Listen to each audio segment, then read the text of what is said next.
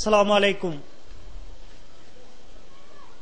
எங்கள் சிறப்பு அழைப்பை ஏற்று இங்கு மிக அழகிய முறையில் சிறப்புரையாற்றி அமர்ந்திருக்கும் எங்கள் அண்ணன் தலைமை கழக பேச்சாளர் கோவை ஜாகிர் அவர்களுக்கு இப்பொழுது எங்கள் ஊர் ஜமாத் சார்பாகவும் நற்பணி மன்றத்தின் சார்பாகவும் பொன்னாடை போற்றப்படுகிறது. நாரே தக்பீர், நாரே தக்பீர். அடுத்ததாக மாவட்ட தலைவர் MH மெஹராஜுத்தீன் அவர்களுக்கு பொன்னாட்டை போற்றப்படுகிறது. நாரே தக்பீர், நாரே தக்பீர்.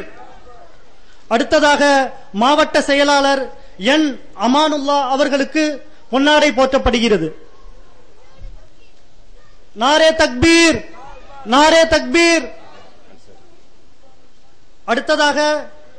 அடுத்து சிறப்புரையாற்ற இருக்கும் மௌலானா மௌலவி அல்ஹாஜ் MY முகமது அன்சாரி அவர்களுக்கு இப்பொழுது பொன்னாடை போற்றப்படுகிறது. நாரே தக்பீர், நாரே தக்பீர். அடுத்ததாக எங்கள் பள்ளி இமாம் மௌலானா மௌலவி AJ அப்துல் ரவுஃப் பாக்கவி அவர்களுக்கு பொன்னாடை போற்றப்படுகிறது. நாரே தக்பீர், நாரே தக்பீர். அடுத்ததாக தலைமையேற்று நடத்தி கொண்டிருக்கும் முகமது அய்யூப்பாய் அவர்களுக்கு பொன்னாடை போற்றப்படுகிறது. நாரே தக்பீர், நாரே தக்பீர்.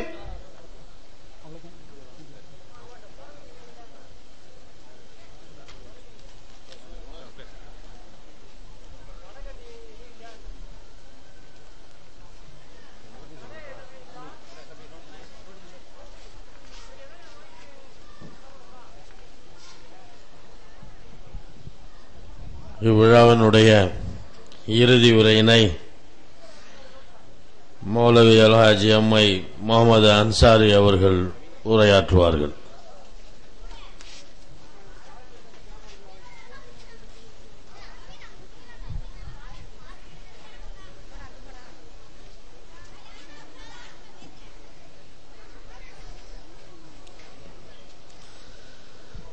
أعوذ بالله من الشيطان الرجيم بسم الله الرحمن الرحيم نحمده ونصلي على رسوله الكريم أما بعد قال الله تعالى في القرآن العظيم ألف لام را تلك آيات الكتاب المبين إنا أنزلناه قرآنا عربيا لعلكم تعقلون نحن نقص عليك أحسن القصص بما أوحينا إليك هذا القرآن وإن كنت من قبله لمن الغافلين وقال أيضا ووصينا الإنسان بوالديه إحسانا حملته أمه كرها ووضعته كرها وحمله وفصاله 30 شهرا صدق الله العلي العظيم.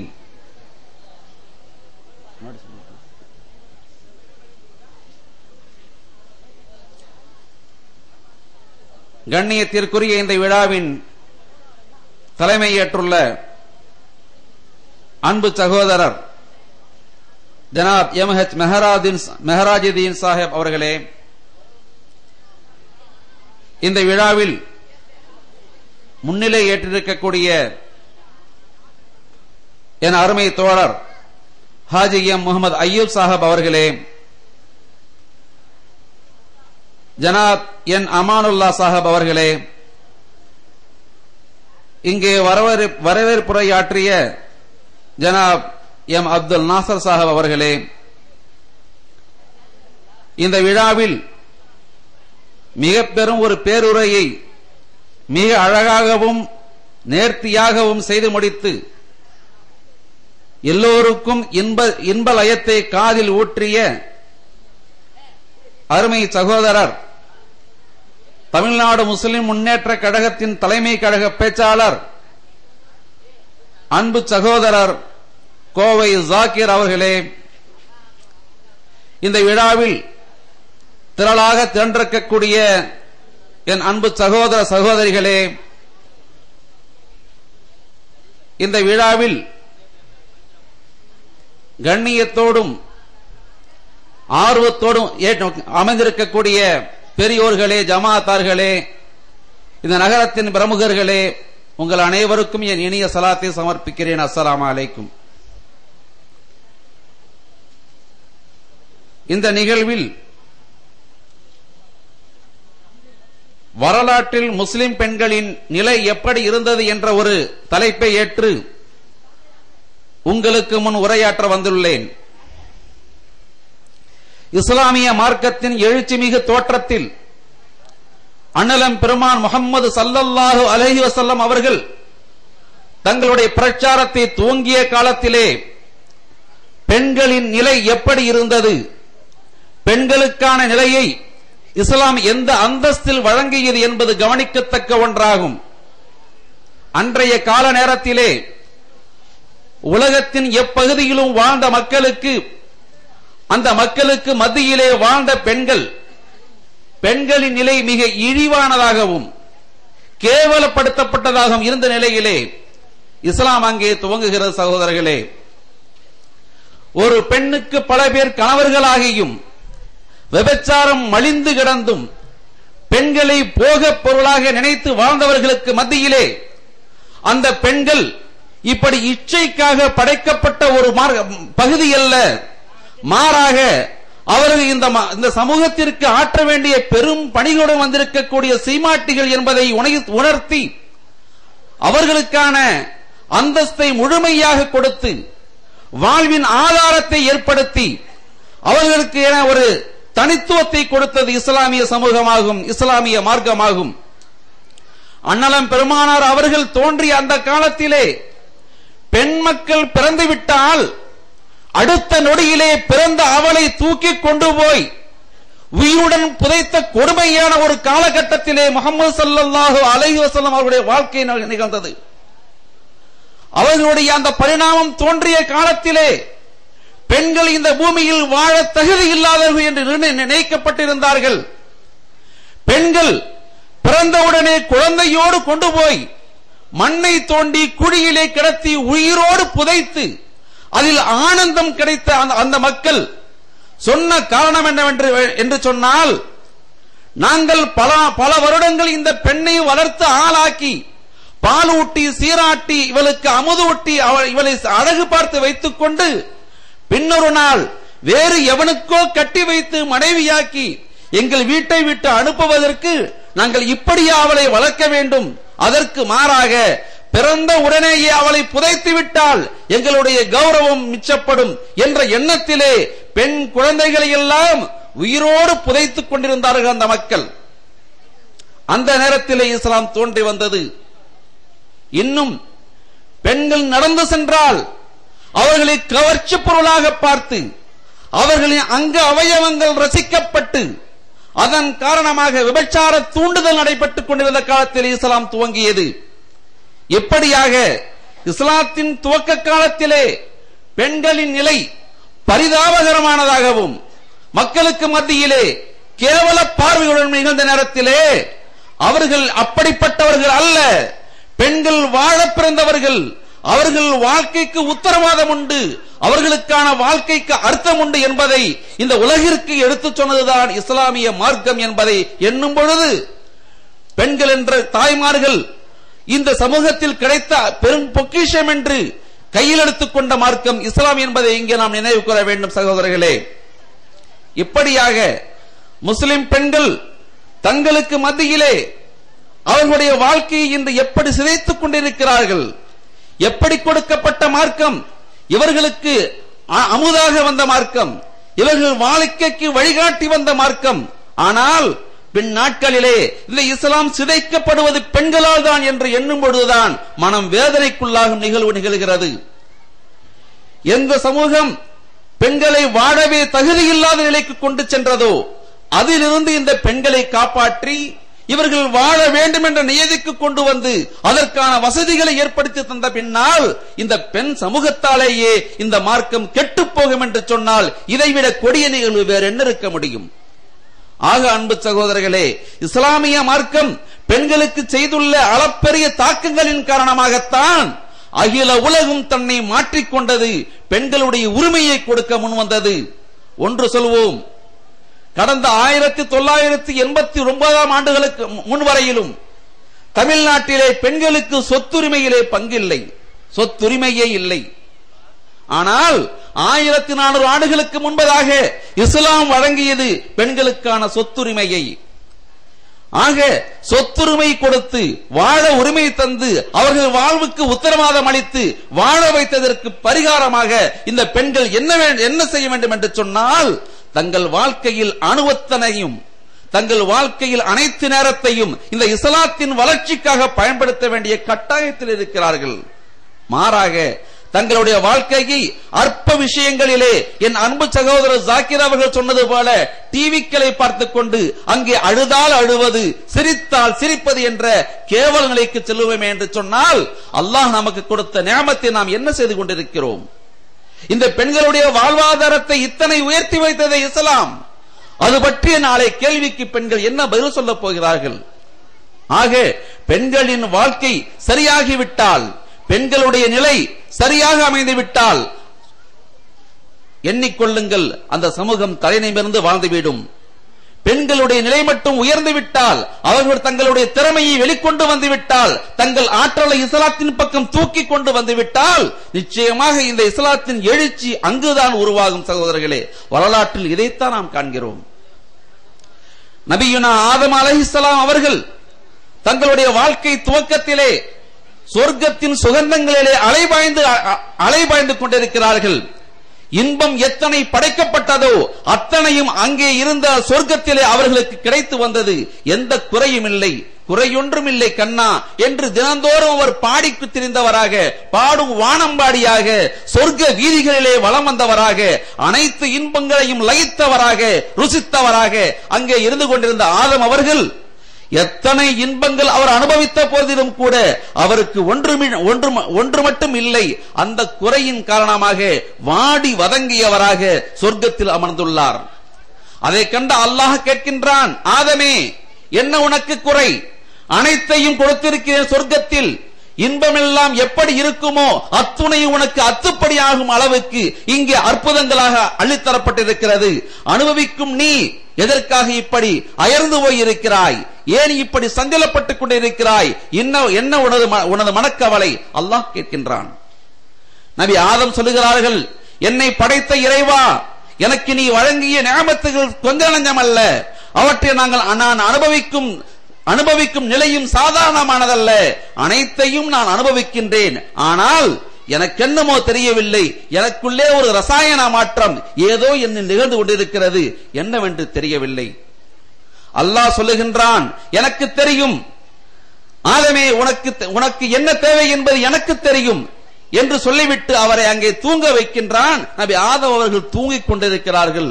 அந்த தூக்கத்திலேயே அவருடைய விலா எலும்பில் இருந்து ஒரு எலும்பை உருவி அதன் மூலமாக ஹவ்வா என்ற அழகு பெண்ணை படைத்து அவருக்கு அருகிலே அமர்த்துகிறான். சகோதரர்களே, கண் விழித்து பார்க்கும் நேரத்திலே தனக்கு அருகில் கை கட்டிய தூரத்தில் அழகே உருவான மங்கைய ஒரு பெண், இளம் வயதிலே குமரியான அவள் எதிரிலே அமர்ந்து கொண்டிருப்பதை பார்த்த நபி ஆதம் அவர்கள் புன்முறுவல் பூத்தவராக கையை நீட்டுகிறார்கள். அல்லாஹ் சொல்லுகிறான், ஆதமே நில்லுங்கள், என்ன செய்கிறீர்கள்? யார் அவர்? ஆதம் சொல்லுகிறார், இவள் ஹவ்வா, எனக்கு மனைவியாக நீ படைத்திருக்கிறாய், உனக்கு எப்படி தெரியும்? என்னை படைத்த பொழுது நீதானே எனக்குள் சொல்லிக் கொடுத்தாய், அத்துணையும் சொல்லிக் கொடுத்தாயே. எல்லா பெயர்களையும் எல்லா படைப்புகளையும் எனக்கு அள்ளி அள்ளி கொடுத்தாயே, நான் கற்றுக்கொண்டேனே, அதில் ஒன்றுதான் இவள் என்பதை நான் உணர்ந்தேன். அதனால் உனக்கு சொல்லுகிறேன், இவள் ஹவ்வா, எனக்கு சேர வேண்டிய மனைவி. அல்லாஹ் அவர்களுக்கு மத்தியிலே மனம் நிச்சயிக்கின்றான், மனம் புரிதல் தருகின்றான். அதன் காரணமாக மனைவிக்கான கணவன் மனைவியாக அவர்கள் வாழ்கிறார்கள். அருமைக்குரியவர்களே, ஆதம் நபியின் அந்த வாழ்க்கை, சுவனத்தில் அவர்கள் இருந்த அந்த நிலை ஏதோ விளையாட்டிற்கு அமைக்கப்பட்டதல்ல, மாறாக ஒரு மிகப்பெரிய உருவாக்கத்தின் முன்னுதாரணத்தை அல்லாஹ் அங்கே வைத்திருந்தான். அந்த ஆதம் இந்த பூமிக்கு வந்தால்தான் இத்தனை கோடி மனிதர்கள் உருவாக முடியும். அதன் மூலமாக அல்லாஹ் தன்னுடைய நாட்டங்கள் அத்துணையும் நிறைவேற்ற முடியும். தன்னை இந்த மக்கள் வணங்குவதை கண்டு ரசிக்க முடியும். தனது உள்ளமையை அறிந்து கொண்டு அவனை போற்று அல்ஹம்துலில்லாஹ் சுப்ஹானல்லாஹ் என்று அவனை துதிக்க முடியும். அதை கண்டு ரசிப்பதற்காக அல்லாஹ் உருவாக்க வேண்டியுள்ள லட்சோப லட்சம் கோடானு கோடி மக்களின் உருவாக்கத்தை அந்த ஆதத்தின் உள்ளமைத்து தான் சொர்க்கத்தில் நடமாட விட்டிருந்தான்.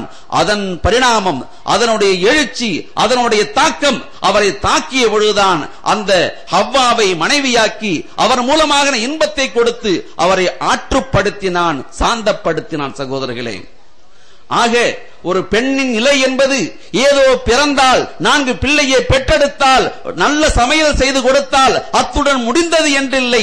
மாறாக ஆணுடைய அடித்தளமாக அவள் மாறி நின்று ஆண்களுடைய வெற்றிக்கு உறுதுணையாக இருப்பவள் பெண்கள் என்பதை அல்லாஹ் நிரூபித்துக் கொடுத்தான் ஆதம் ஹவ்வா இவர்கள் வாயிலாக. அன்பிற்குரியவர்களே, இப்படியாக குர்ஆனில் கூறப்படும் இந்த வாழ்க்கை தத்துவத்தில், குர்ஆனில் சொல்லப்படக்கூடிய செய்திகளுடைய ஊடே பெண்களுடைய நிலை மிக உயர்ந்ததாக கணிக்கப்படுகிறது.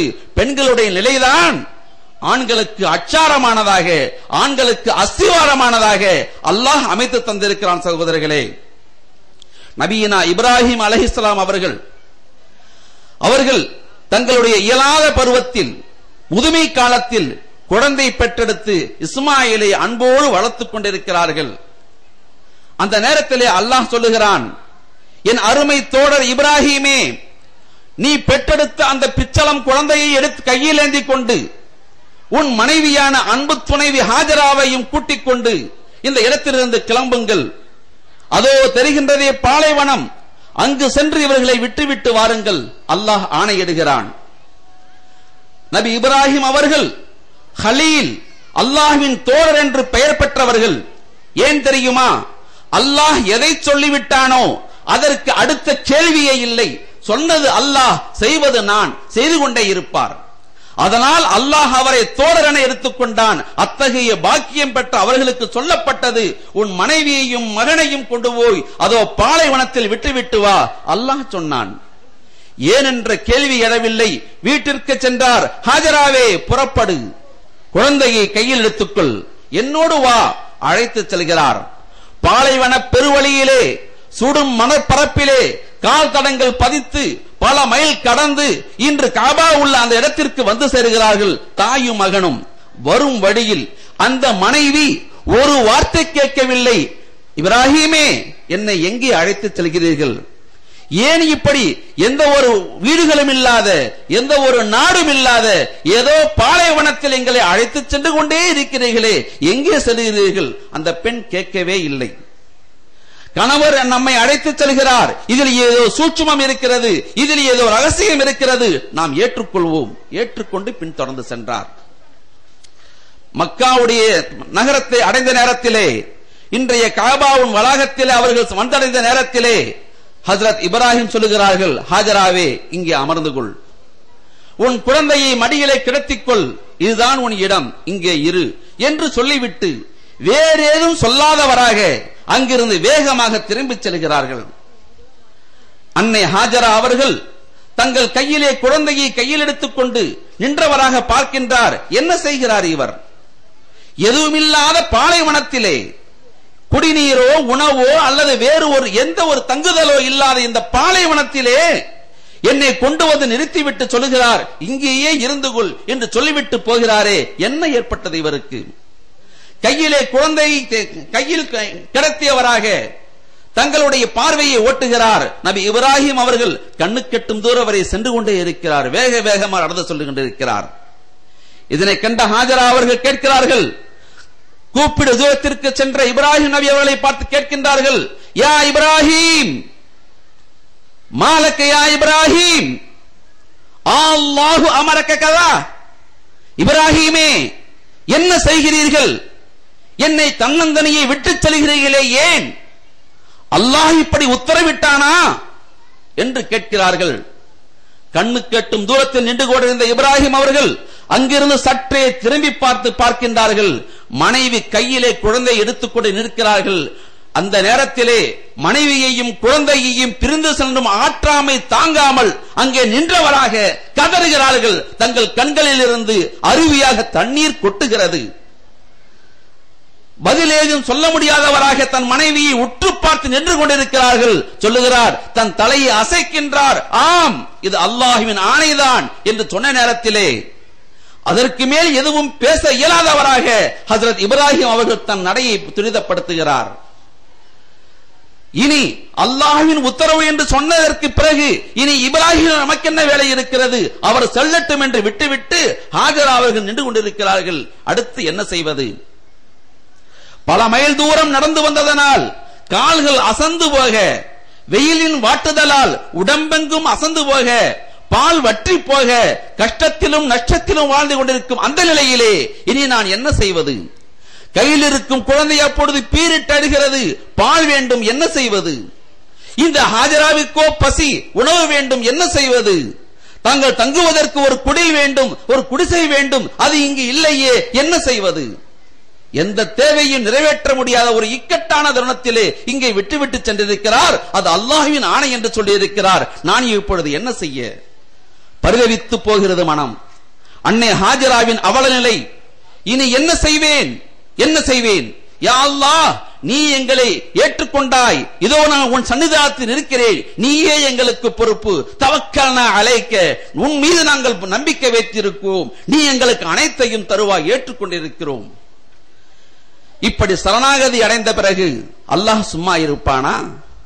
அதே நேரத்தில் இவர்களை விட்டுவிட்டு சென்ற இப்ராஹிம் அவர்கள் இந்த மக்காவின் ஓரத்திலே சென்றவராக, மக்காவின் எல்லைக்கு சென்றவராக செல்லும் நேரத்திலே அவர்கள் மனம் சஞ்சலப்படுகிறது. இறைவா, என் மனைவியையும் குழந்தையையும் விட்டுவிட்டு வா என்று சொன்னாய். எதுவுமில்லாத இந்த பாலைவனத்திலே விட்டுவிட்டு வந்திருக்கிறேன். இறைவா, எந்த ஒரு குடியிருப்போ உணவோ தண்ணீரோ எதுவும் இல்லாத இந்த பாலைவனம், இந்த பாலைவனத்திலே நீ ஆணையிட்ட ஒரே காரணத்திற்காக என் அன்பு மனைவியையும் நான் பெற்றெடுத்த மகனையும் விட்டுவிட்டு வந்திருக்கிறேன். இறைவா, கையேந்துகிறார்கள், கண்ணீர் சிந்துகிறார்கள். தாரை தாரையாக கண்களிலிருந்து நீர் வடிகிறது. என்னை படைத்த இறைவா, நீ சொன்ன ஆணைக்காக விட்டு வந்தேனே, அவர்களுக்கான பொறுப்பை நீ ஏற்றுக்கொள்ள வேண்டும். எனது மனைவிக்கும் மக்களுக்கும் இவர்களை தொடர்ந்து வரக்கூடிய இனி உள்ள சந்ததிகளுக்கும் இந்த நகரத்திலே நீ உணவூட்ட வேண்டும். உலகத்தின் எல்லா பகுதிகளிலும் எங்கெல்லாம் எதுவெல்லாம் விளைகிறதோ அத்துணையும் இந்த நகரத்தில் கிடைக்க வேண்டும். உலகத்திலே எதுவெல்லாம் பானமாக குடிக்கப்படுகிறதோ அதில் உயர்ந்த பானங்கள் இங்கே வழங்கப்பட வேண்டும். எதுவெல்லாம் உயர்ந்த உணவென்று எண்ணப்படுகிறதோ அவையெல்லாம் இவர்களுக்கு வழங்கப்பட வேண்டும். கையேந்து கேட்கின்றார்கள். எந்த எதிர்பார்ப்பும் இல்லாமல் எதை சொன்னாலும் அப்படியே செய்யக்கூடிய ஆற்றல் படைத்த அந்த ஹலீலுல்லாஹ்வுடைய துஆவுக்கு அல்லாஹ் என்ன செய்வான்? அடுத்த நிமிடம் அந்த துஆ ஏற்கப்படுகிறது. இதற்கிடையிலே இங்கே கை குழந்தையோடு நின்றிருந்த அன்னை ஹாஜரா அவர்கள் இனி என்ன செய்வது என்று பரிதவித்த நிலையிலே குழந்தை அழுகிறது. இதற்கு பாலூட்ட வேண்டும், அதற்கு தானும் நீர் குடிக்க வேண்டும். நீர் இருக்கிறதா தேடுகிறார். அருகருகே தேடி பார்க்கிறார். எங்கும் நீர் தென்படவில்லை. காணல் நீர் கூட அங்கே கண்ணுக்கு படவில்லை. அங்கும் இங்கும் தேடுகிறார், எங்கும் தென்படவில்லை. இப்படியாக தேடிய நிலையிலே இதோ அருகில் ஒரு மலைக்குன்று தெரிகிறதே, அதில் ஏறி தேடலாம். ஏறுகிறார்கள். சஃபா என்ற மலைக்குன்றின் மீது ஏறி 4 பக்கமும் தேடுகிறார்கள். தண்ணீர் தெரிகிறதா? தண்ணீரின் சுவடுகள் தெரிகிறதா? தண்ணீரின் படுகைகள் தெரிகிறதா? தண்ணீரின் அருவிகள் தெரிகிறதா? எங்கேனும் நீர் கிடைக்குமா? பரிதவித்து பார்க்கிறார்கள். எந்த ஒன்றும் இல்லை. உடனே தன் குழந்தையை பார்க்கிறார்கள். குழந்தை அங்கே கிடத்தப்பட்டு வெயிலிலே வதங்கிக் கொண்டிருக்கிறது. தண்ணீர் வேண்டும் என்ற உணர்வு இன்னும் வேகமாக வருகிறது. அங்கிருந்து வேகமாக அருகில் இருக்கும் மருவா என்ற இன்னொரு மலை முகட்டின் மேல் ஏறுகிறார். அங்கிருந்து தேடுகிறார். தண்ணீர் கிடைக்குமா? இப்படியாக மனம் அலை கொள்ளாமல் அங்கும் இங்கும் அலை பாய்ந்து 7 முறைகள் ஓடி ஓடி கால்கள் அசந்தவராக தண்ணீர் வேண்டுமே தண்ணீர் வேண்டுமே என்று அலைந்த நேரத்திலே 7ஆம் முறை மருவாவை நோக்கி சஃபாவை நோக்கி ஓடி வந்த அந்த நேரத்திலே படுத்திருந்த குழந்தையின் காலடியிலே ஏதோ ஒரு சத்தத்தின் மாற்றம், தாள லயத்தின் இசை ஒன்று வெளியாகிறதே. என்ன காரணம்? பீரிட்டு அடிந்து கொண்டிருந்த குழந்தையின் குரலிலே மாற்றம் தெரிகிறது. என்ன நடந்தது? அந்த அன்னை ஹாஜரா அவர்கள் உற்று பார்க்கிறார்கள். அங்கே இதுவரை வெறுங்கால்களை அந்த மணல் மேட்டிலே தட்டிக் கொண்டிருந்த குழந்தையின் காலடியிலே பீரிட்டு ஊற்றெடுக்கக்கூடிய ஊற்று கண்கள் அங்கே முளைத்திருக்கின்றன. நீர் பிரவாகம் எடுக்கிறது.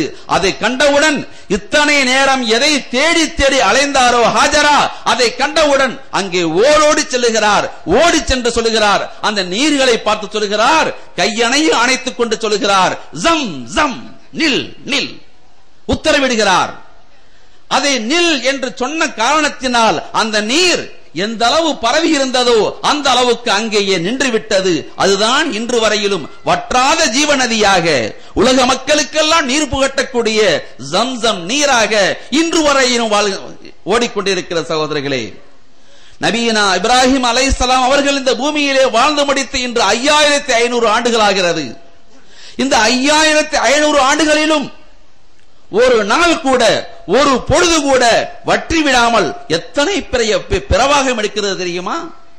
ஜம்சம் நீர் மக்கமா நகரத்திற்கு மட்டுமல்ல, மதினாவெங்கும் இன்னும் உலக மக்கள் அனைவருக்கும் நீர் புகட்டும் தலமாக இருக்கிறது. நீர் புகட்டும் கிணறாக அது இருக்கிறது. இத்தனை ஆண்டுகள் நீர் கொடுத்தும் ஒரு நாளும் வற்றவில்லை, ஒருபோதும் வற்றவில்லை. அதன் துவக்கமாக இஸ்மாயிலின் காலடிகளிலே கிடைந்த அந்த ஜம்சம் நீர், அதை கண்ட அன்னை ஹாஜரா அவர்கள் பேருவகை பூண்டு பெரு ஆனந்தம் கொண்டு அதனை அள்ளிக்கொண்டு பருகி தன் பசியை தீர்த்தவராக, தன் குழந்தையின் பசியை தீர்த்தவராக அங்கே வாழ்க்கைக்கான திட்டத்தை அமைக்கிறார். சகோதரர்களே, நான் சொல்வேன், மக்கமா என்ற அந்த புனித நகரம் இருக்கிறதே, இந்த பூமியிலே மனித இனம் தோன்றுவதற்கு முன்பாக வானவர்கள் புடைசூழ வந்து அந்த இடத்தை தவாப் செய்த இடம் அது. அதன் பின் ஹஜ்ரத் ஆதம் துவங்கி இப்ராஹிம் நபி வரையிலும் பல்வேறு நபிமார்கள் வந்து வலம் செய்த இடம் அது. அந்த இடத்திலே இன்று காபாவின் அடிப்படை மட்டுமே இருக்கிறது. காபாவின் கட்டிடம் இல்லை, காபாவின் எந்த ஒரு சுற்றுச்சுவரும் இல்லை. இப்படியாக சிதைந்து போன அந்த இடத்திலே புதிய ஒரு புனர் நிர்மாணத்தை கொண்டு வந்தது யார் தெரியுமா? ஒரு பெண், அவர்தான் அன்னை ஹாஜரா. ஒரு பெண்ணால் நிர்ணயிக்கப்பட்ட அந்த மாநகரம் இன்று எத்தனை மிகப்பெரிய வளர்ச்சி அடைந்து உலக நாடுகளுக்கெல்லாம் உம்முல் குரா, நகரங்களின் தாய் என்று அழைக்கப்படக்கூடிய அளவிற்கு வளர்ந்து விரிந்து பறந்து நிற்கிறது என்று சொன்னால் அதன் மூல விந்தாரமாக ஒரு பெண் இருக்கிறார் என்பதை எண்ணும் பொழுது உள்ளம் பூரிக்கிற சகோதரர்களே.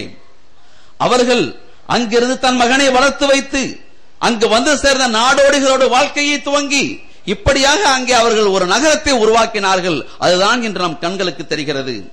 ஆக பெண்கள் நினைத்தால் என்ன செய்யலாம்? பெண்களின் வாழ்க்கை என்ன லேசானதா? அவர்கள் என்ன எதற்காக பிறந்தவர்கள்? அவர்களுக்கு கைகளிலே ஒரு முடிவை கொடுக்கப்படுமேயானால், ஒரு விஷயத்தை கொடுக்கப்படுமேயானால், அவர்கள் அதை முழுமையாக சிந்தித்து செயல்படுத்த துவங்கினால் நிச்சயமாக உலக மாறுதல்களே மிகப்பெரிய வெற்றியை காணலாம். அத்தனைக்கு சாதனைக்கு பிறந்தவர்கள் பெண்கள். அதைத்தான் அன்னை ஹாஜரா அவர்கள் எண்பித்து காண்பித்தார்கள். சகோதரர்களே, இன்னும் குர்ஆனுடைய வரலாற்றிலே ஒரு பெண் எதை செய்தால் இந்த உலகத்தை ஊவிக்க முடியும், அல்லாஹ் அதனை எண்பித்து காட்டியிருக்கிறான் குர்ஆனில். நபி மூசா அலைஹிஸ்ஸலாம்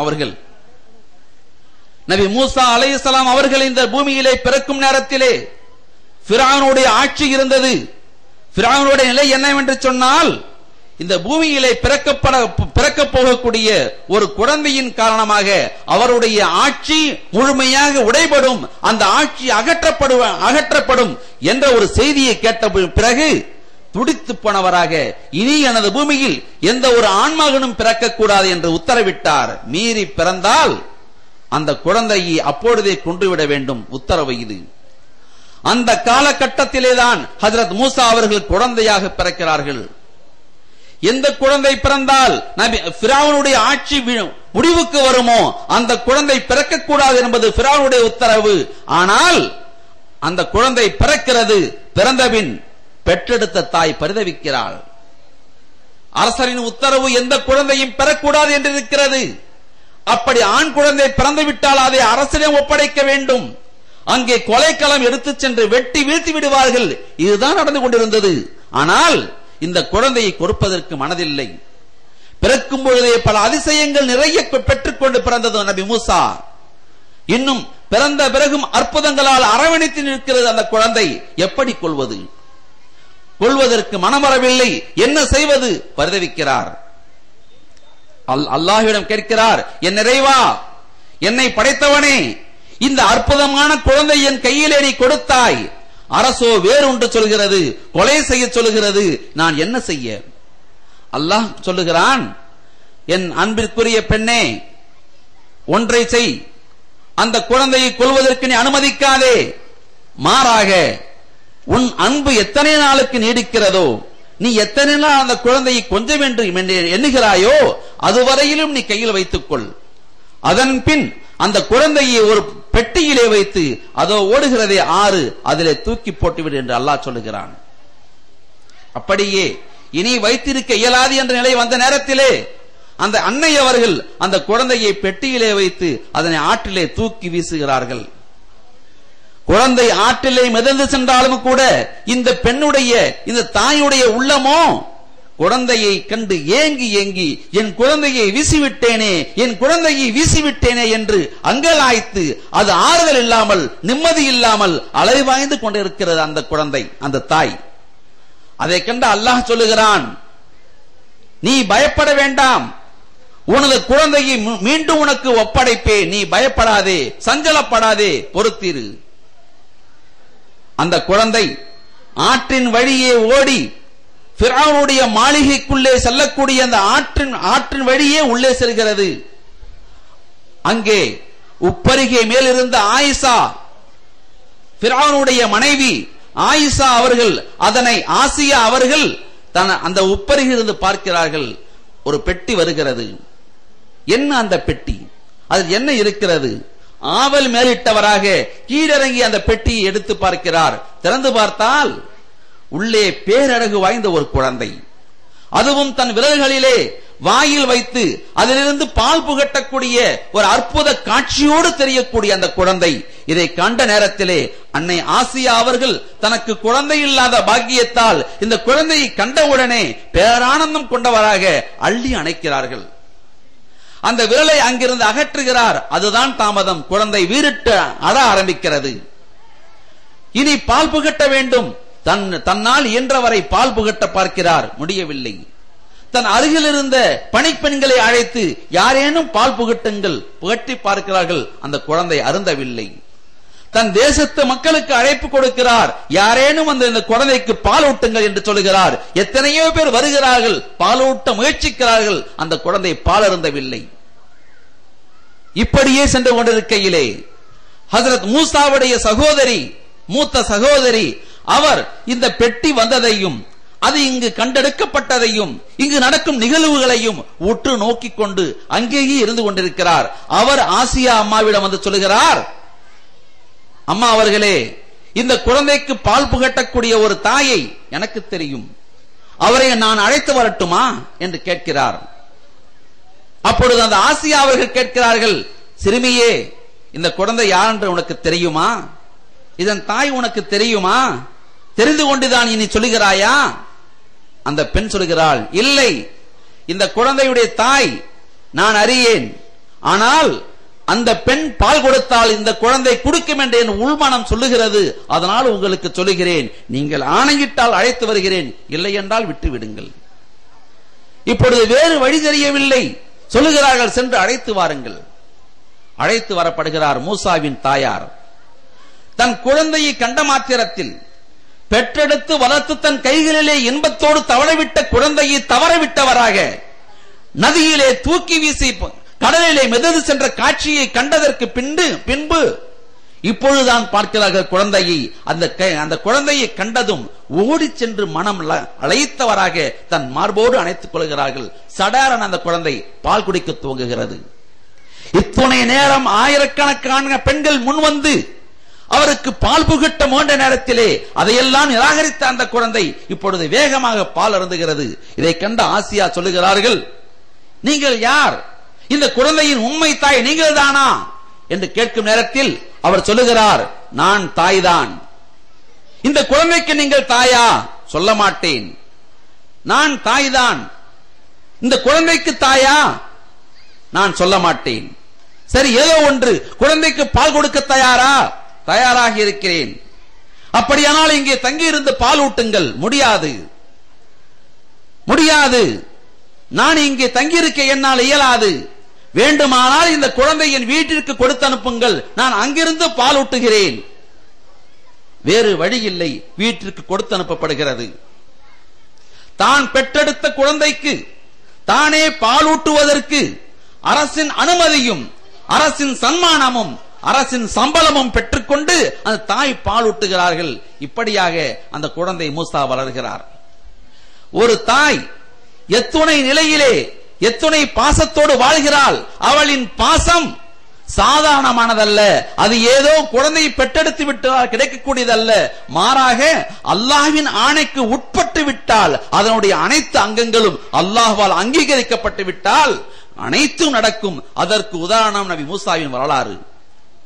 மேலும் அந்த மூசா நபி அவர்கள் தங்களுடைய வாழ்க்கையின் பிற்காலத்திலே அந்த எகிப்திய நகரத்திலே ஒரு வாழ்க்கையிலே எகிப்திய நகரத்திலே ஒருவரை கொலை செய்து விடுகிறார். கொலை செய்ய வேண்டும் என்ற நோக்கமோ தேவையை இல்லாதவராக இருந்த போதும் கூட தன் எதிரே வந்தவரை கோபத்தில் ஒரு அடி அடித்தார். அவ்வளவுதான், அவர் அங்கே கீழே விழுந்து விட்டார். இதை பயன்படுத்தி ஃபிரௌனுடைய அந்த கூட்டங்கள் அவரை துரத்துகின்றன. ஓடுகிறார், ஓடுகிறார், வாழ்க்கையின் விளிம்பிற்கே ஓடுகிறார் மூசா. இனி இந்த நாட்டை விட்டே ஓட வேண்டும். ஓடி செல்கிறார். எங்கோ கண்காணாத காட்டுக்குள் புகுந்து கொண்டு அங்கே அவர் அடைக்கலம் தேடுகிறார். அடர்ந்த காட்டுக்கு மத்தியிலே அயர்ந்து போய் அங்கே வந்து அமர்கிறார்.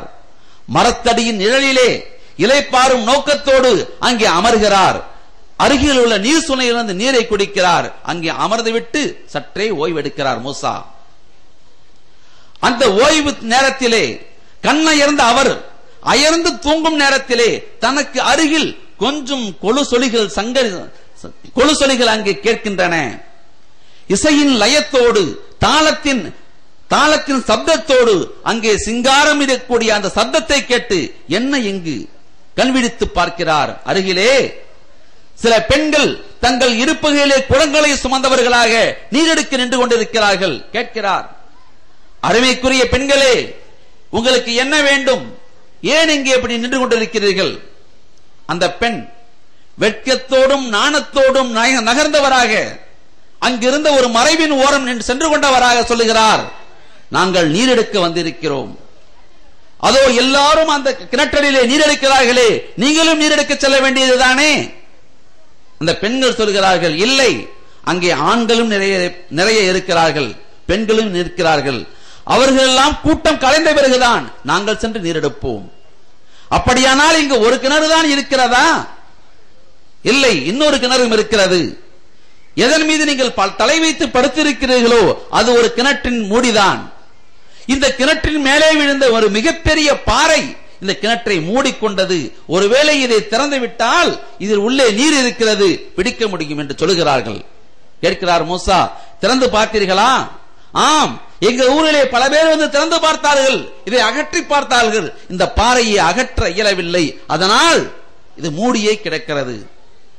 இந்த பாறையை இப்படி தூக்க முடியவில்லை, மிக இலகுவாக எட்டி தள்ளினார், அது அகன்று போனது. பல பேர் இதுவரை முயற்சி செய்தும் யாராலும் அசைக்க முடியாத அந்த பாறையை மிக இலகுவாக இவர் இங்கே தள்ளிவிட்டாரே, இதுதான் இங்கே அற்புதம். நபி மூசா அவர்கள் பல்லாயிரம் குழந்தைகள் கொல்லப்பட்ட நேரத்திலே பிறந்தார்கள் அல்லவா? ஃபிரௌனுடைய ஆணையின்படி அன்று பிறந்த அனைத்து குழந்தைகளும் கொல்லப்பட்டார்கள் அல்லவா?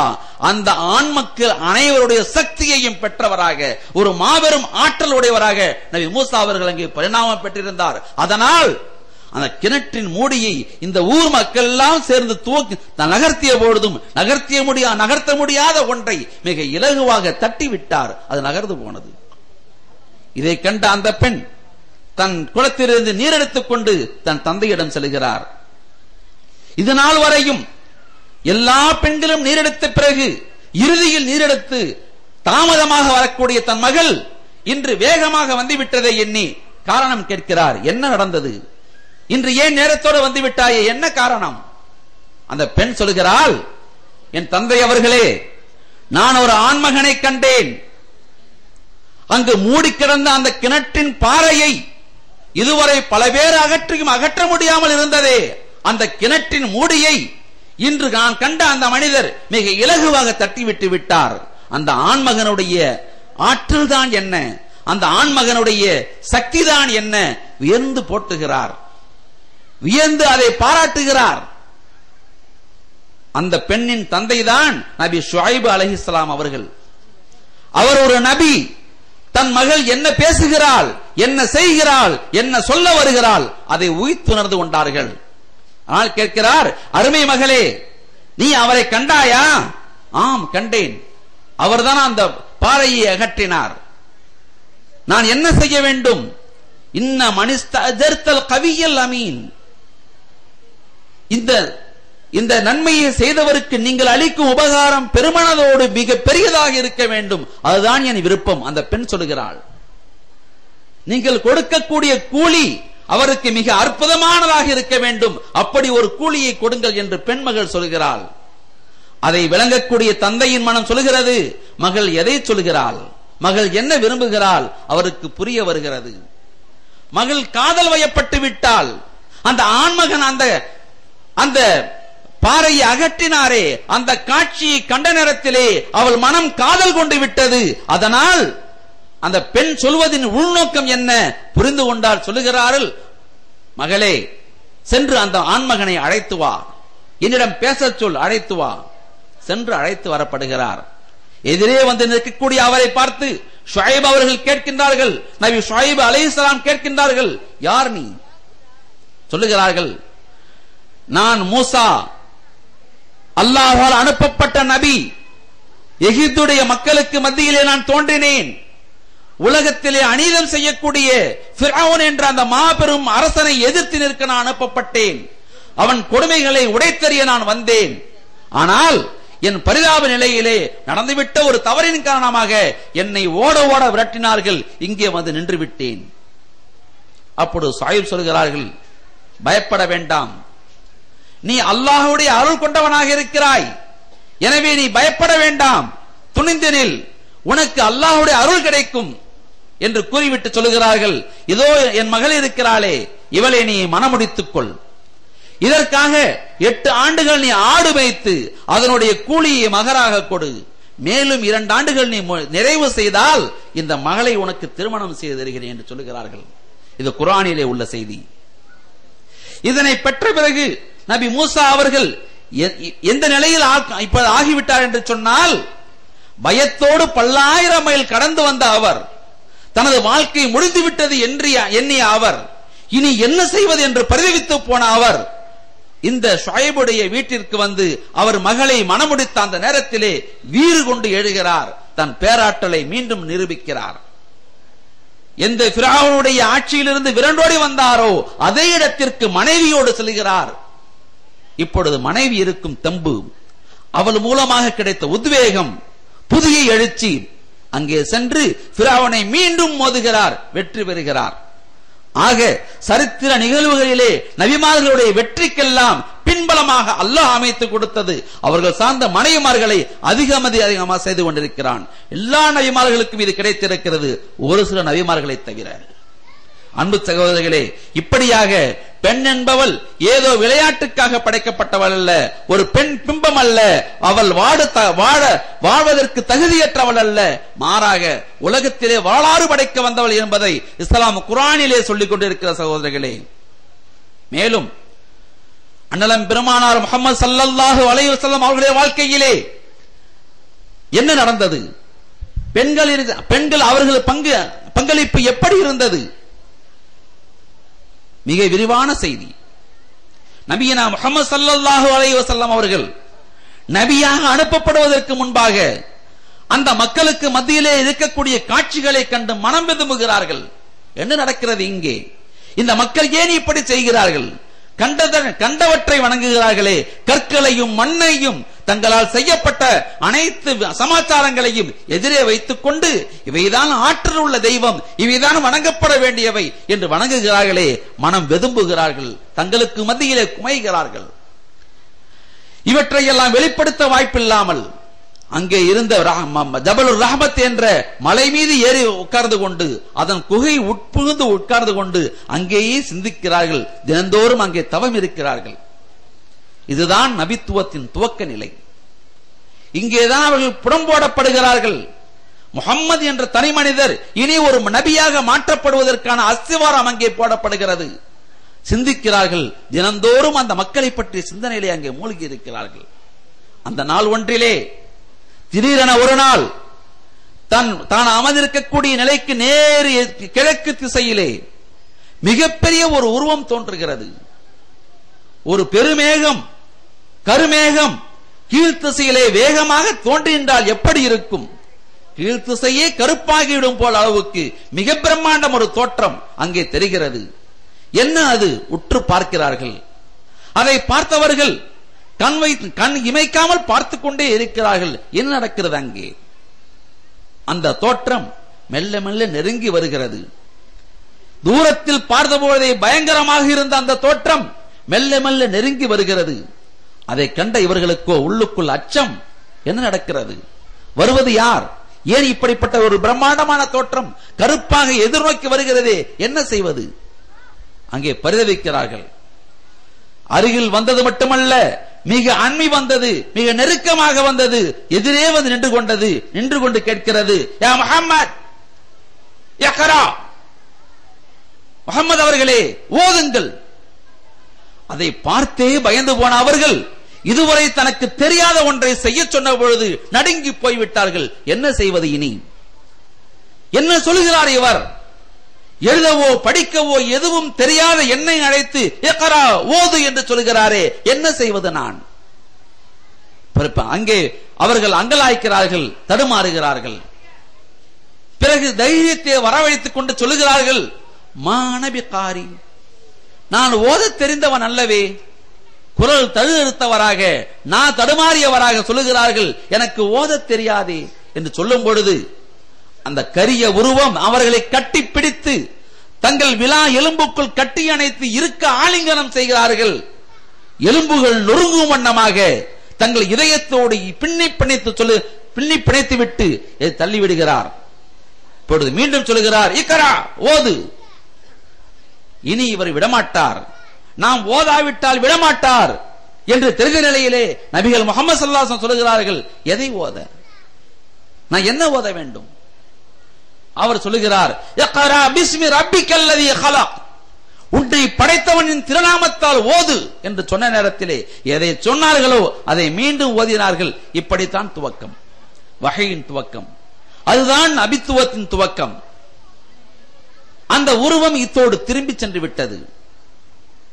இங்கு நடந்த இந்த அனைத்து காட்சிகளினாலும் மிகவும் கலவரப்பட்டு பயந்து போன அவர்கள், நபி முஹம்மது ஸல்லல்லாஹு அலைஹி வஸல்லம் அவர்கள், தங்களுக்கு என்ன நேர்ந்தது? ஏன் இவர் வந்தார்? தன்னை ஏன் கட்டிப்பிடித்தார்? தனக்கு ஏன் அச்சமூட்டினார்? தன்னை ஏன் பயமுறுத்தினார்? அனைத்திற்கும் இடை வேண்டும். குழம்பி போனவராக, தருமாற்றம் அடைந்தவராக, என்ன செய்வது என்று புரியாதவராக அந்த இடத்தை விட்டும் வேகமாக தன் இல்லம் நோக்கி ஓடுகிறார்கள். அங்கே வாசலை அண்மிய நேரத்திலே வேகமா சத்தம் கொடுக்கிறார்கள், யா ஹதீஜா, யா ஹதீஜா, யா ஹதீஜா. உள்ளே இருந்த அன்னை ஹதீஜா அவர்கள் வேகமாக வெளியில் வந்து தன் கணவர் ஏன் இப்படி வேகமாக ஓடி வருகிறார்கள், பரிதவித்து வருகிற என்ன காரணம்? வெளியே வந்து அவர்களை எதிர்நோக்கி அழைக்கின்றார்கள், வாருங்கள், என்ன உங்களுக்கு, ஏன் இப்படி வேகமாக வருகிறார்கள்? வந்தவர் வேகமா உள்ளே சென்று படுத்துக்கொண்டு சொல்லுகிறார்கள், ஜம்மிலூனி ஹதீஜா, எனக்கு போர்த்தி விடு ஹதீஜாவே, நான் நடுங்குகிறேன், பயத்தால் என் உள்ளம் ஆடுகிறது, என் உள்ளம் தடுமாறுகிறது, என்னுடைய உடலெல்லாம் வேர்க்கிறது, என்ன செய்வது என்று தெரியவில்லை, போர்த்தி விடு, போர்த்தி விடு கெஞ்சுகிறார்கள். அன்னை ஹதீஜா அவர்கள் அவர்களை போர்த்தி விட்டு தன் மடியிலே தலை வைத்துக் கொண்டு அவர்களை படுக்க வைத்துக் கொண்டு மெல்ல ஆதூரமாக தட்டி கொடுக்கின்றார்கள். சொல்லுகின்றார்கள், முஹம்மது அவர்களே என்ன நடந்தது? மெல்ல விசாரிக்கிறார்கள். ஏன் பயந்து போயுள்ளீர்கள்? இத்தனை கலவரம் எதற்கு? விசாரிக்கின்றார்கள்.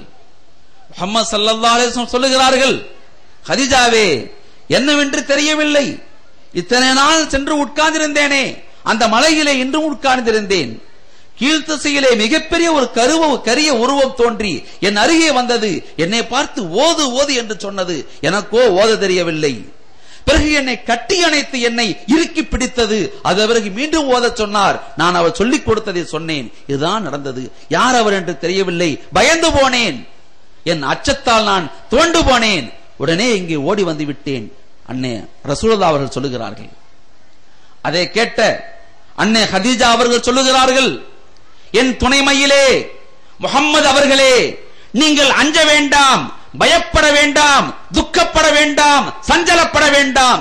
ஏனென்றால் இதுவரையிலும் எந்த ஒரு மனிதனுக்கும் தீங்கிழைத்தவர்கள் அல்ல நீங்கள், எந்த ஒரு உயிருக்கும் கேடு விளைவித்தவர்கள் அல்ல, யாருக்கும் துரோகம் செய்தவர் அல்ல, மற்றவரின் பொருளை அபகரித்தவர் அல்ல, எந்த வகையிலும் யாருக்கும் நீங்கள் எதிராக நடந்தவர் அல்ல, பொய் கூறியவர் அல்ல.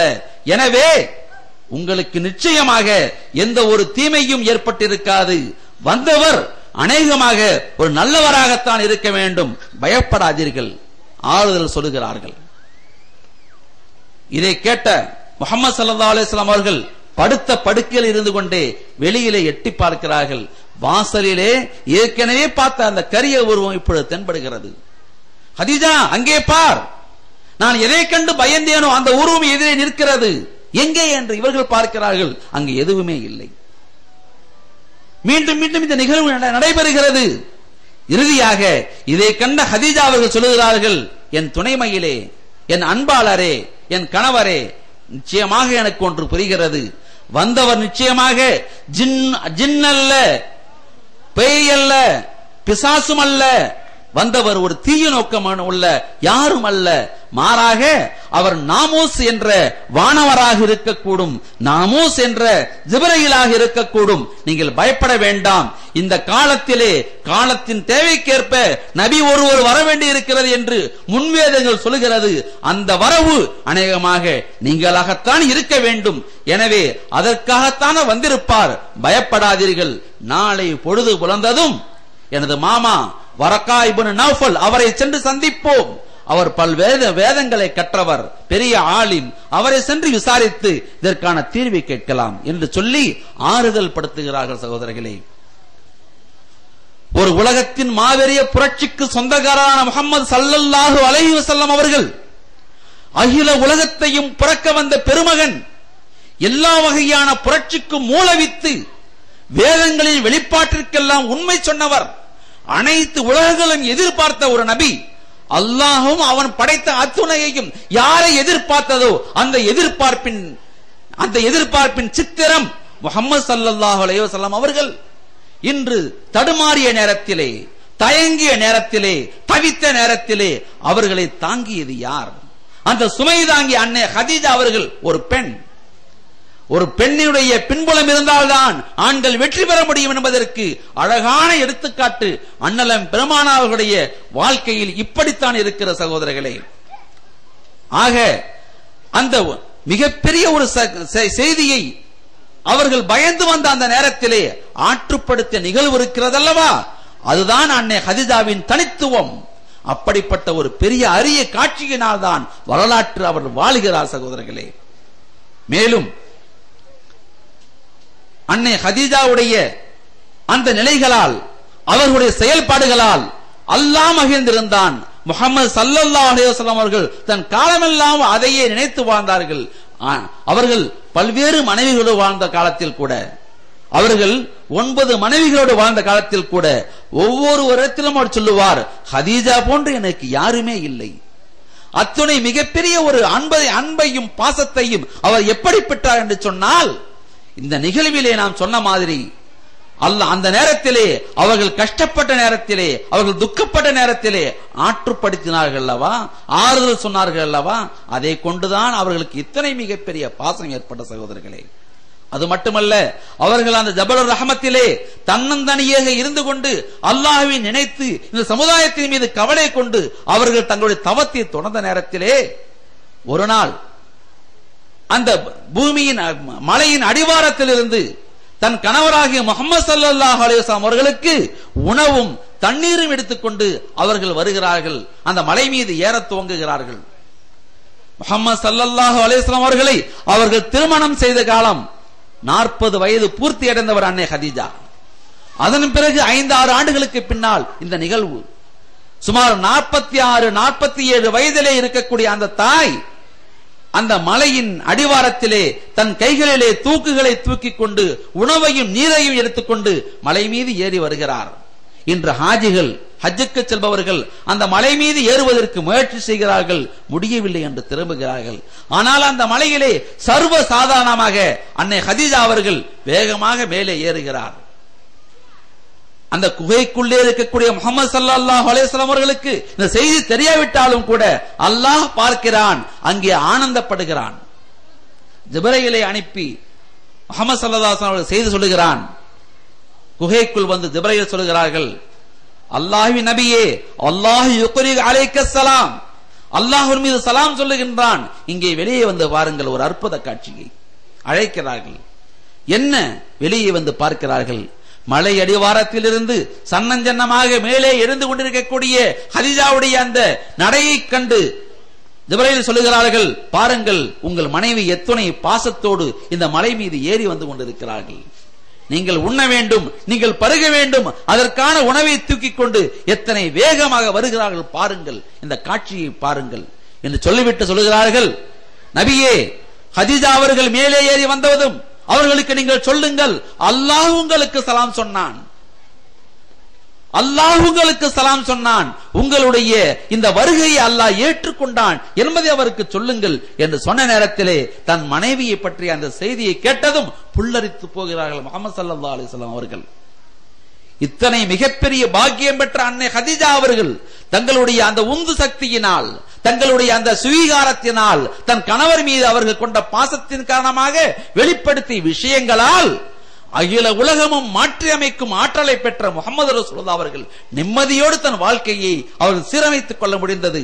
மாறாக அந்த வாழ்க்கையிலே புயலடித்திருக்குமேயானால், குடும்பத்திலே சண்டைகள் நிகழ்ந்திருக்குமேயானால், அந்த குடும்பத்திலே வம்புதும்புகள் நிகழ்ந்திருக்குமேயானால் முஹம்மது ஸல்லல்லாஹு அலைஹி வஸல்லம் அவருடைய இவ்வளவு மிகப்பெரிய வெற்றி நிகழ்ந்திருக்குமா? அல்லாஹ் அவற்றிலிருந்து காப்பாற்றி அன்பையும் பாசத்தையும் அவர்களுக்கு மத்தியிலே ஊட்டி அவர்களுடைய வாழ்க்கையை மிக அழகாக மேலெழுத செய்தான். அதனால் பெரும் ஆற்றல் கொண்டவராக, பெரும் வீரியம் கொண்டவராக அன்னை ஹதீஜா அவர்களுடைய வாழ்க்கையை அல்லாஹ் அமைத்து தந்தான். ஆக குர்ஆனும் உலக சமுதாயமும் கொண்டிருக்கக்கூடிய அந்த வாழ்க்கை வரலாற்றை நாம் காணும் பொழுது மிக பெரும் காரியங்கள் ஆன போதெல்லாம், மிக பெரும் மாற்றங்கள் ஏற்பட்ட போதெல்லாம், பெரும் பெரும் புரட்சிகள் தோன்றிய போதெல்லாம் அதற்கு உரிய மூலவர்கள், அதற்கு காரணமானவர்கள் தங்களுக்கு பின்னணியிலே அவர்களுடைய குடும்பமும் அவர்கள் சார்ந்த பெண்களும் வாழ்ந்தார்கள் என்பதை வரலாறு பதிவு செய்கிறது என்பதை மட்டும் இங்கே எடுத்துக் கூறி இந்த உரையை நிறைவு செய்கிறேன். வாஹிர் தாவானா அனில் ஹம்துலில்லாஹி ரப்பில் ஆலமீன். அஸ்ஸலாமு அலைக்கும்.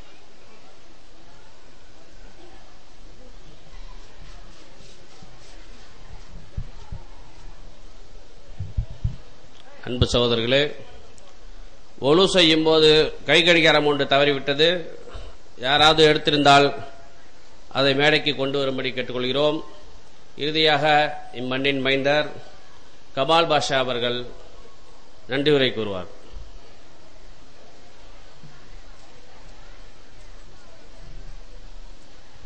அஸ்ஸலாமு அலைக்கும் வரஹ்மத்துல்லாஹி வபரகாத்துஹு.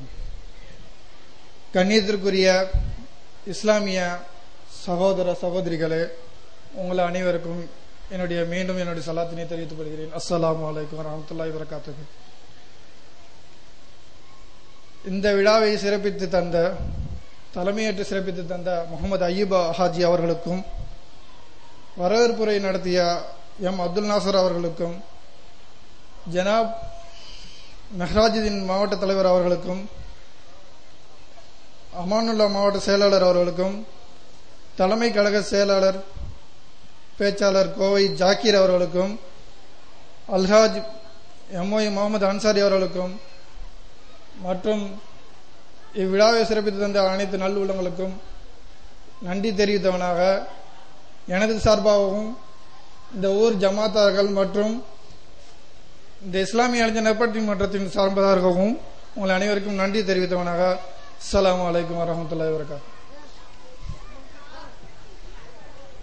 சுபஹானல்லாஹி வ பிஹம்திஹி சுபஹானக அல்லாஹும்ம வ பிஹம்திக அஷ்ஹது அல்லா இலாஹா இல்லா அன்த அஸ்தக்ஃபிருக வ அத்தூபு இலைக். அஸ்ஸலாமு அலைக்கும்.